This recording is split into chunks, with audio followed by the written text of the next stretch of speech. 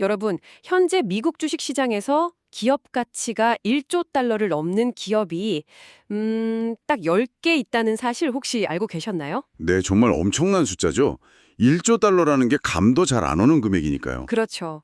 그런데 여기서 허들을 조금 더 높여서 이른바 3조 달러 클럽에 가입한 초거대 기업은 과연 몇 개나 될까요? 놀랍게도 단 세 곳뿐입니다. 엔비디아, 알파벳, 그리고 애플이죠. 원래 마이크로소프트도 오랫동안 그 클럽의 아주 확고한 멤버였잖아요. 맞습니다. 그런데 최근 기술주 전반에 걸친 약간 날카로운 주가 조정이 있었죠. 그 역화로 아쉽게도 3조 달러 선 아래로 밀려나고 말았습니다. 확실히 그 3조 달러라는 고지가 단순히 덩치만 크다고 계속 머물 수 있는 곳이 아니네요. 네, 완벽한 실적하고 시장의 그 절대적인 믿음이 동반되어야만 유지할 수 있는 일종의 성역이라는 걸 보여주는 대목이죠. 바로 그 점이 오늘 저희 집중 탐구에서 파헤쳐볼 핵심입니다. 과연 누가 다음으로 이 엘리트 3조 달러 클럽의 문을 열어젖힐 것인가? 여러 유력한 후보가 있겠지만 가장 수학적으로 타당한 경로를 밟고 있는 기업으로 저희는 아마존을 꼽습니다. 네, 아마존이죠. 현재 아마존의 기업 가치가 대략 2조 2,500억 달러 수준이거든요. 단순 계산으로 쳐도 3조 달러 클럽에 들어가려면 주가가 지금보다 최소 33%는 더 올라야 한다는 뜻이잖아요. 33% 상승. 이게 아마존처럼 이미 거대한 기업의 시가총액을 그만큼 끌어올린다는 게 결코 만만한 일은 아니거든요. 엄청난 모멘텀이 필요하죠. 그렇죠. 무거운 주식이니까요. 하지만 펀더멘탈을 하나하나 뜯어보면 이게 결코 허황된 숫자가 아니라는 걸 아주 명확히 알 수 있습니다. 네, 그래서 오늘 집중 탐구에서는 약간 막연한, 아마존이 요즘 AI를 잘하니까 오를 거다. 이런 뜬구름 잡는 기대감은 철저히 배제하겠습니다. 네, 아주 좋습니다. 철저히 데이터로 가야죠. 대신 클라우드 인프라의 폭발력, 그리고 물류 네트워크 이면에 숨겨진 AI 예측 모델, 또 구체적인 재무 지표들을 바탕으로 아마존이 3조 달러에 도달할 수밖에 없는 명확한 수학적 경로를 낱낱이 해부해 보겠습니다. 기대되네요. 여러분, 숫자의 이면을 들여다볼 준비 되셨나요? 바로 첫 번째 퍼즐 조각인 아마존 웹 서비스, 즉 AWS부터 시작해보죠. 네, 아마존의 핵심 엔진이죠. 2025년 한 해 동안 AWS가 벌어들인 총 매출이 무려 10억 8,870억 달러에 달았습니다. 10억 8,870억 달러요? 네, 그런데 여기서 우리가 진짜 주목해야 할 건 단순히 매출의 덩치가 아니라 그 가속도입니다. 맞아요. 저도 수치를 봤는데 그 가속도가 정말 비상식적일 정도더라고요. 작년 1분기만 해도 전년 대비 매출 성장률이 17%였잖아요. 네, 17%였죠. 그런데 4분기에는 이게 24%까지 껑충 뛰었거든요. 보통 엔터프라이즈 소프트웨어나 클라우드 시장에서는 이른바 대수의 법칙 때문에 덩치가 커질수록 성장률은 둔화되는 게 상식 아닙니까? 상식이죠. 원래는 그렇습니다. 1,000억 달러가 넘는 런레이트를 가진 사업부가 도리어 속도를 이렇게 높인다는 건 대체 어떻게 설명해야 합니까? 그 이례적인 가속화의 중심에는 거대한 패러다임의 전환이 자리 잡고 있습니다. 바로 AI 서비스 인프라에 대한 폭발적인 수요죠. 역시 AI군요. 네, 과거의 AWS를 생각해 보시면 기업들이 그냥 물리적인 서버 두기 치러서 데이터를 저장하거나 웹사이트 호스팅하는 일종의 온라인 저장고 개념이 강했거든요. 크라우드 저장소 느낌이었죠. 하지만 지금의 AWS는 완전히 다른 생물입니다. AI 모델을 훈련하고 구동하기 위한 핵심 연산 인프라 그 자체가 되어버렸거든요. 단순 저장이 아니라 연산을 하는 두뇌 역할이 된 거네요. 맞습니다. 디지털 트랜스포메이션을 넘어서 AI 시대로 진입하려는 전 세계의 모든 기업들이 반드시 거쳐야만 하는 톨게이트가 된 겁니다. 그런데 AI 인프라라고 하면 보통 사람들은 엔비디아의 GPU가 꽉 들어찬 데이터 센터를 가장 먼저 떠올리잖아요. 그렇죠. 엔비디아가 대명사니까요. 당연히 아마존도 엔비디아의 가장 큰 VIP 고객 중 하나고요. 그런데 여기서 아마존의 진짜 무서운 점이 드러납니다. 남의 칩만 사다 쓰는 게 아니라 자체적인 AI 칩을 직접 설계하고 찍어내고 있다는 거잖아요. 그게 바로 아마존의 자체 AI 칩 라인업인 트레이니엄 시리즈입니다. 트레이니엄이요? 네, 기업들이 AI 하드웨어를 구축할 때 직면하는 가장 큰 문제가 뭘까요? 바로 엔비디아 칩의 천문학적인 가격, 그리고 공급 부족 현상입니다. 비싼데 구하기도 힘들죠. 아마존은 이 병목을 자체 칩으로 돌파하고 있는 겁니다. 성능하고 비용 효율성, 이 두 마리 토끼를 다 잡으면서 말이죠. 구체적으로 얼마나 효율적인가요? 자체 칩을 만든다고 해서 엔비디아의 생태계를 단번에 따라잡을 수 있는 건 아닐 텐데요. 물론 엔비디아의 쿠다 생태계는 아주 강력합니다. 하지만 경제성의 논리는 결국 기업들을 움직이게 마련이거든요. 최근 모델인 트레이니엄 2 칩을 보면 거대 언어 모델을 훈련할 때 동급의 경쟁 하드웨어 대비 가격 대비 성능, 즉 가성비가 최대 40%나 더 뛰어납니다. 40%나 절감이 된다고요? 네. 수천만 달러가 드는 AI 훈련 비용을 40% 절감할 수 있다면 개발사 입장에서는 정말 외면하기 힘든 유혹이죠. 게다가 방금 막 출시된 트레이니엄 3는 여기서 한 발 더 나아갔습니다. 또 좋아졌나요? 네. 트레이니엄 2보다 성능이 40% 더 향상 부렸습니다. 와, 40% 비용 절감에 이어서 또 40% 성능 향상이라니. 하드웨어 발전 속도가 정말 무섭네요. 그런데 개발자들이 하드웨어만 좋다고 우르르 몰려가진 않잖아요. 소프트웨어를 얼마나 쉽게 쓸 수 있게 해주느냐가 관건인데 아주 정확한 지적입니다. 이 부분에서도 아마존은 판을 아주 잘 짜놨더라고요. AWS 베드록이라는 플랫폼을 보니까 마치 AI 두뇌들을 다 모아놓은 앱스토어 같다는 생각이 들었습니다. 앱스토어라는 비유가 아주 찰떡입니다. 기업 고객들은 한 가지 AI 모델에 종속되는 걸 굉장히 두려워하거든요. 락인 효과를 피하고 싶은 거군요. 맞습니다. 예를 들어 특정 모델만 썼다가 나중에 그 회사에서 가격을 확 올려버리면 완전히 낭패니까요. 그래서 베드록은 엔스로픽이나 미스트랄, 또 메타의 라마 같은 세계 최고 수준의 서드파티 모델들을 입맛대로 골라 쓸 수 있게 해줍니다. 선택권을 주는 거네요. 네. 하지만 더 중요한 건 아마존이 자체 개발한 노바라는 파운데이션 모델 라인업까지 그 안에 슬쩍 끼워 넣었다는 점입니다. 그 노바 모델이 참 흥미롭더라고요. 굳이 다른 좋은 외부 모델들이 많은데 기업들이 아마존 자체 모델을 쓰는 이유가 뭡니까? 바로 미세 조정의 자유도와 그 비용 때문입니다. 미세 조정이요? 파인 튜닝 말씀하시는 거죠? 네, 맞습니다. 기업들이 그냥 범용적으로 똑똑한 AI가 아니라 자신들의 사내 규정이나 특수 데이터를 완벽히 숙지한 일종의 맞춤형 AI 에이전트를 만들고 싶어 할 때 이 노바는 아주 훌륭한 선택지가 됩니다. 아, 완전히 우리 회사 맞춤형으로 만들 때 유리하군요. 다른 외부 모델들에 비해서 훨씬 더 저렴한 비용으로 고도로 커스터마이징을 할 수 있거든요. 결국 하드웨어인 트레이니엄은 싸고 강력하게 제공하고 소프트웨어인 베드록과 노바는 골라 쓸 수 있게 차려놓으니까 수요가 폭발할 수밖에 없는 구조를 짠 거네요. 완벽한 생태계죠. 이러니 기업들이 AWS 앞에 끝도 없이 줄을 서는 겁니다. 여러분, 이 대기열의 규모가 숫자로 어느 정도인지 아시면 아마 진짜 깜짝 놀라실 겁니다. 2025년 말 기준으로 새로운 데이터 센터 공간이 할당되기만을 기다리며 계약서에 사인까지 마친 수주 잔고. 즉 백로그죠. 네, 그 백로그가 무려 240억 달러입니다. 어마어마한 숫자죠. 우리 돈으로 치면 300조 원이 훌쩍 넘는 금액이잖아요. 전년 대비 무려 40%나 폭증했습니다. 이 240억 달러의 확정된 대기 수요. 청취자 여러분은 이 숫자를 꼭 기억해 두셔야 합니다. 왜 이 숫자가 그렇게 중요한가요? 왜냐하면 이 숫자가 최근 월스트리트에서 가장 뜨거운 논쟁거리인 아마존의 자본 지출, 즉 캐펙스를 설명하는 마스터키이기 때문입니다. 아마존은 2026년 단 한 해 동안 인프라 구축, 쉽게 말해 데이터 센터를 짓고 칩을 사 모으는데 무려 2천억 달러를 쏟아 부을 계획이거든요. 잠깐만요. 바로 그 지점에서 제가 좀 비판적인 질문을 던져보겠습니다. 1년에 2천억 달러요? 네, 2천억 달러입니다. 아무리 천하의 아마존이라도 하나의 그만한 현금을 인프라에 태운다는 건 엄청난 리스크 아닙니까? 만약에 지금 시장을 휩쓸고 있는 이 AI 열풍이 나중에 기대에 못 미치는 거품으로 판명나면 어떻게 됩니까? 당연히 걱정할 수 있는 부분이죠. 수요가 확 식어버리면 그 비싸게 지어놓은 데이터 센터들은 결국 세상에서 가장 비싼 고철 덩어리, 텅 빈 창고가 되어버리는 거잖아요. 아주 예리하고 타당한 지적입니다. 인프라 과잉 투자에 대한 시장의 우려가 분명히 존재합니다. 네. 하지만 아마존 경영진이 바보는 아니거든요.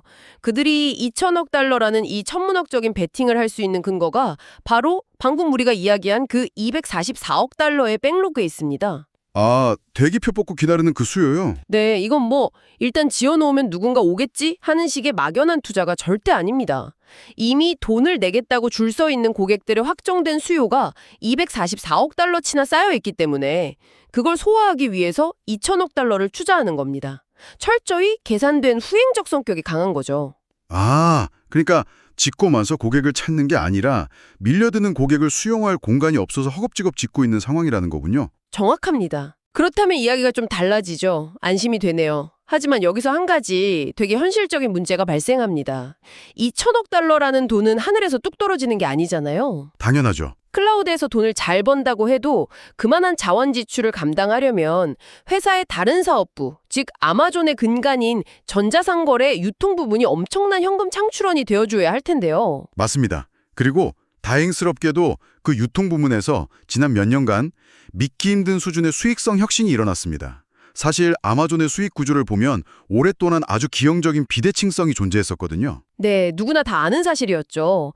아마존은 쇼핑몰로 덩치를 키우고 트래픽을 모으지만 실제 돈은 클라우드에서 다 번다. 이런 말 많이 했잖아요. 맞습니다. 실제로 2025년 실점을 봐도 아마존 전체 매출 719억 달러 중에서 AWS가 차지하는 비중은 고작 18%에 불과합니다. 매출 비중은 낮죠. 그런데 전체 영업이익 799억 달러 중에선 AWS가 무려 57%를 차지하거든요. 네, 소매 유통이라는 게 본질적으로 마진이 아주 박한 사업이니까요. 게다가 아마존은 고객에게 최저가를 제공한다는 철학을 오랫동안 고수해왔죠. 그렇죠. 하지만 최근 2025년 지표들을 보면 이 유통 부분의 마진율이 정말 눈에 띄게 개선되었습니다. 마진이 박하던 유통을 고수익 엔진으로 탈바꿈시킨 겁니다. 어떻게 그게 가능한 거죠? 아마존이 물건값을 갑자기 확 올린 것도 아닌데 이익률을 끌어올렸다니 신기하네요. 핵심은 물류 네트워크의 지역화, 그리고 그 이면에서 작동하는 예측 AI에 있습니다. 지역화와 예측 AI요. 네, 2023년에 아마존이 아주 거대한 결정을 내립니다. 미국 전역의 단일 물류망을 8개의 독립적이고 자급자족이 가능한 지역 네트워크로 쪼개는 전면 개편을 단행했죠. 물류망을 쪼갰군요. 과거에는 시애틀에 사는 고객이 샴푸를 주문하면 저 멀리 뉴욕 물류창고에서 대륙을 횡단해서 배송되는 비효율이 빈번하게 발생했습니다. 당연히 운송비가 어마어마하게 깨졌겠죠. 거리를 줄이는 건 뭐 당연한 전략 같은데 근데 그 8개 지역 안에서 물건이 다 떨어지면 결국 다른 지역에서 가져와야 하는 것 아닌가요? 바로 거기서 AI가 화려하게 등장합니다.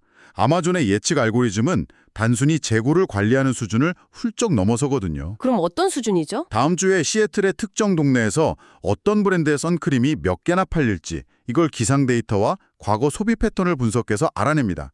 그리고 고객이 주문 버튼을 누르기도 전에 미리 해당 지역 물류 창고로 재고를 옮겨놓습니다. 와, 주문하기 전에 이미 내 근처 창고에 물건이 와 있다는 거네요?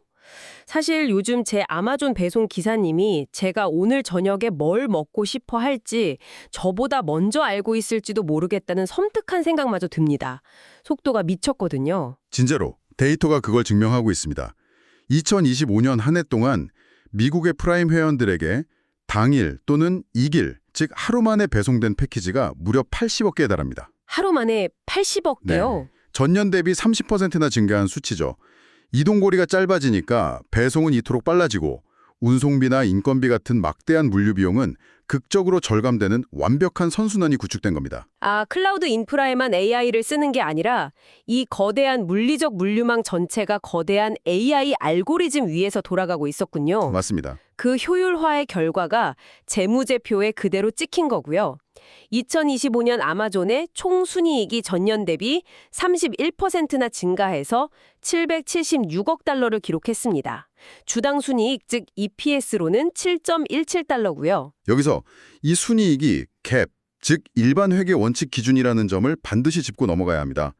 여러분, 기업들의 실적 발표 보실 때 조정된 에비타 같은 숫자에 속으시면 안 됩니다. 아, 그 조정된 지표들이요? 네, 그런 지표들은 직원들에게 주는 막대한 주식 보상 비용 같은 진짜 지출을 쏙 빼놓고 이익을 부풀려서 보여주는 경우가 아주 많거든요. 아주 중요한 포인트네요. 그러니까 아마존이 벌어들인 이 776억 달러는 뭔가 회계적 마사지가 들어간 예쁜 포장용 숫자가 아니라 떼일 거 다 떼고 남은 진짜 현금 베이스 순이익이라는 말씀이시죠? 정확합니다. 질적으로 매우 우수한 하드캐시 형태의 진짜 이익이란 뜻이죠. 현금 뭉치군요. 자, 바로 이 거대한 현금 창출력이 받쳐주니까 아까 말씀드린 2천억 달러 규모의 AI 인프라 투자도 외부 차입 없이 자체적으로 감당할 수 있는 겁니다. 자, 그럼 이쯤에서 아주 흥미로운 괴리 현상을 하나 짚어보겠습니다. 회사는 이렇게 안팎으로 역대급 현금을 쓸어 담으면서 펄펄 날고 있는데 정작 아마존의 현재 주가는 210.08달러로 사상 최고치에서 약 19%나 하락한 상태입니다. 네, 최근 몇 달간 기술주와 AI 섹터 전반에 닥친 거시적인 매도세 때문이죠. 펀더멘털은 강해지는데 주가가 떨어졌다. 가치 투자자들에게는 이것만큼 매력적인 시그널이 없지 않습니까? 밸류에이션, 즉 가치 평가 측면에서 볼 때 지금 아마존은 놀라울 정도로 저렴해진 상태입니다. 저도 지표를 보고 눈을 의심했습니다. 이 강력한 이익 성장 덕분에 현재 아마존의 주가 수익 비율, 즉 PE가 28.6배까지 떨어졌더라고요. 불과 6개월 전만 해도 35배를 훌쩍 넘기면서 프리미엄을 팍팍 받던 주식이었는데요. 이 28.6배라는 숫자의 의미를 제대로 이해하려면 비교 대상이 좀 필요합니다.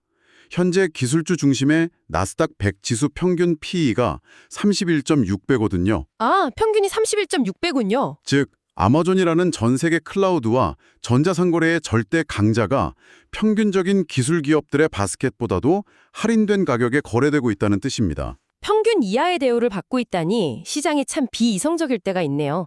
자, 그럼 여러분, 이 집중 탐구의 최종 목표였던 3조 달러를 향한 수학적 경로를 이제 직접 계산해 볼 시간입니다. 드디어 올 게 왔네요. 월스트리트의 전망치에 따르면 아마존의 주당 순이익은 지속적으로 팽창해서 2026년에는 7.75달러, 2027년에는 9.39달러에 이를 것으로 예상됩니다. 이 2027년 예상치인 9.39달러를 기준으로 두 가지 시나리오를 한번 돌려보죠. 좋습니다. 첫 번째 시나리오입니다. 시장이 계속해서 지금처럼 아마존을 아주 짠 물로 평가한다고 가정해 봅시다. 지금처럼 박한 대우를 받는다. 네, 나스닥 평균에도 못 미치는 현재의 보수적인 P 28.6배를 2027년 실적에 그대로 적용해 보는 거죠. 자, 제가 계산기를 좀 두드려 보겠습니다. EPS 9.39달러에 28.6을 곱하면 주가는 지금보다 29.4% 상승하게 됩니다.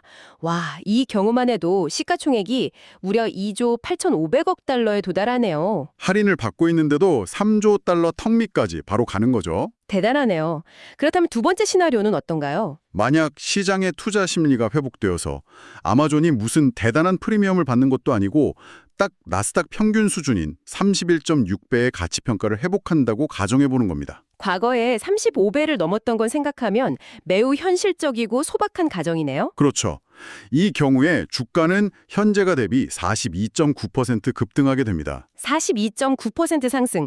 계산해보면 시가총액이 단숨에 3조 1,400억 달러로 치솟습니다. 아, 이거네요. 네, 바로 그겁니다. 무슨 기적이 필요한 게 아니었어요. 엄청난 혁신이나 새로운 사업부를 당장 만들 필요 없이 그냥 지금 하던 대로 묵묵히 실적을 내고 시장이 이 주식에 평균적인 대우만 해줘도 되는 거잖아요. 맞습니다.